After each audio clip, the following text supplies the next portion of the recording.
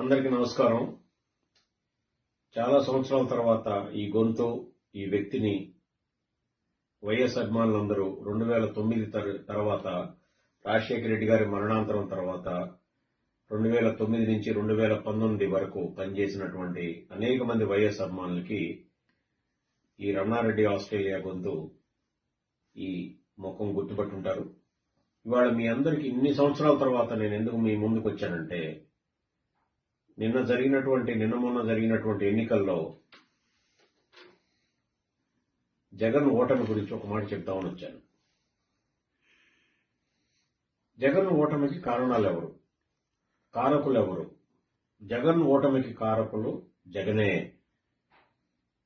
జగన్ని ఎవరు ఓడించలేదు, ఈవీఎంలు ఓడించలేదు, ప్రజలు అంతకంటే ఓడించలేదు. కానీ జగన్ని ఓడించింది జగనే.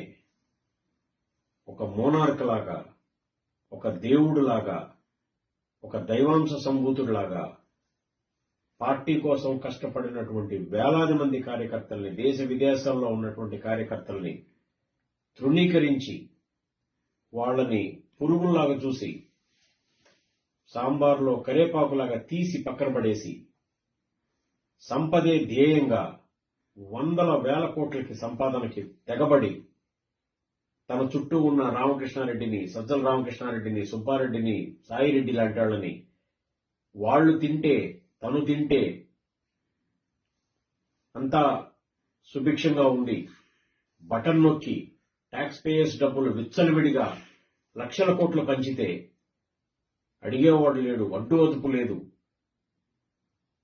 తను ఏం చేసినా గానీ తను సక్సెస్ అవుతాను, ఇట్లా బటన్ నొక్కి ఓట్ బ్యాంక్ పాలిటిక్స్ ని క్రియేట్ చేసుకొని నేను 30 సంవత్సరాలు ముఖ్యమంత్రిగా ఉంటాను అనే నీచమైన ఆలోచనకి ఎప్పుడైతే తెగబడ్డాడో, తర్వాత తన కోసం ప్రాణాలొడ్డి, ఆయన కోసం ప్రాణాలొడ్డి, ఆయన ఆశయాలను నిలబెట్టడానికి ప్రాణాలొడ్డి 2009 నుంచి నిలబడిన కార్యకర్తలందరినీ పూచిక పుల్లగా తీసి పక్కన పడేసి వాళ్ల ముఖాలు చూడటానికి కూడా ఇష్టపడలేదో ఆ రోజే జగన్ పతనం స్టార్ట్ అయింది.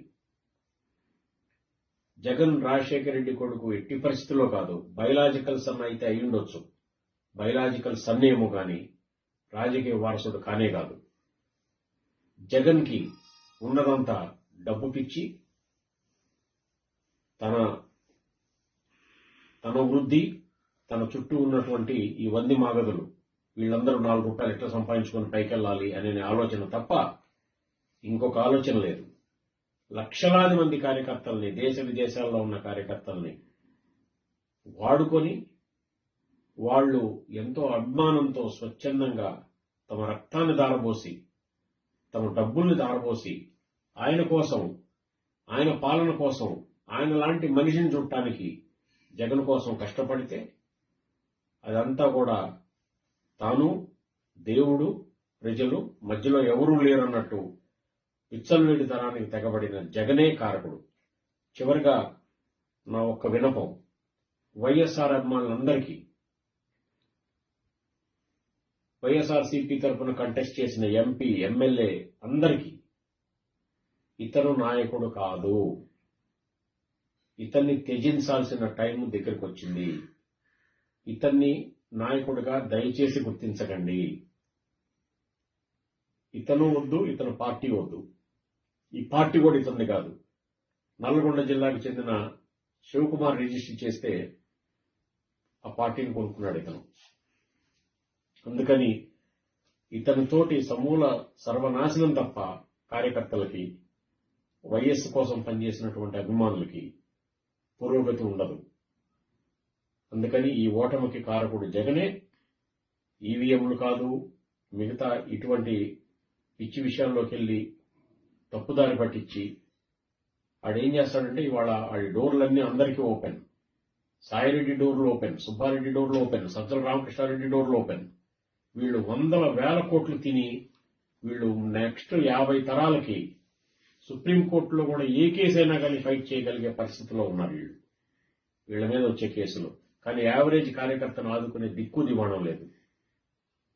వీళ్ళను పొరపాటును కూడా నమ్మొద్దు, వీళ్ళకి ఎట్టి పరిస్థితుల్లో సహాయం చేయొద్దు. దయచేసి వైఎస్ఆర్సీపీ కోసం ఎట్టి పరిస్థితుల్లో రోడ్డు మీదకి రావద్దు. Thank you.